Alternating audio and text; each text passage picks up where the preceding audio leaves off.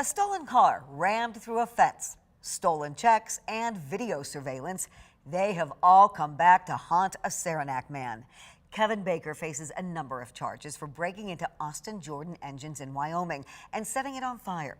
The very next day, employees of the auto shop helped to track him down. 13 on your side's John Hogan has details on how the small business is trying to rebuild and what is next for the man accused of torching it. Well, more than a month after this Wyoming business was heavily damaged by fire, work is underway to get it back open.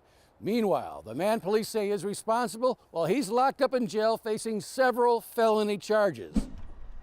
I was just amazed that someone could do that kind of damage. Jason Jordan is owner of Austin Jordan Engines.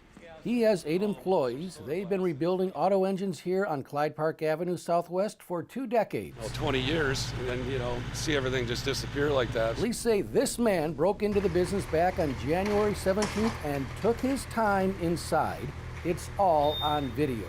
He left with tools, checks, the owner's handgun, and the owner's 2015 Chevy Camaro. Then there's the fire, also caught on camera. I think that's probably why he started the fire. Some 30 firefighters battled the blaze for several hours. Wyoming Police Lieutenant Eric Weiler says the break-in was discovered after the fire was put out. And part of the burglary is some business checks were stolen. Police say 32-year-old Kevin Baker tried to cash one of those checks at Pfeffer's. He drove there in Jordan's stolen Camaro. The next day, that was Monday, in a stolen car with a stolen gun trying to cash a stolen check. An alert Pfeffer employee called Jordan. Jordan in turn called Wyoming police. Then he and his employees headed to Pfeffer and boxed in the Camaro. Wyoming police made the arrest. Unfortunately, burglaries are not uncommon. However, starting fires after a burglary, that is uncommon. That's not something that we see often. According to court records, Baker admitted to the break-in. Property was recovered from his hotel room. Jordan said losses at his business will top $800,000. There's a lot more damage in there than we thought.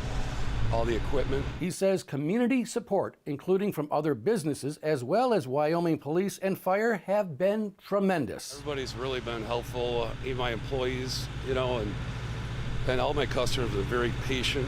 So that's been a very big help. In terms of the defendant, Jason Jordan has a request. To spend a lot of time in jail. The case against Kevin Baker has moved to Kent County Circuit Court. If convicted of the felony charges, he's facing decades in prison. In Wyoming, John Hogan, 13 on your side.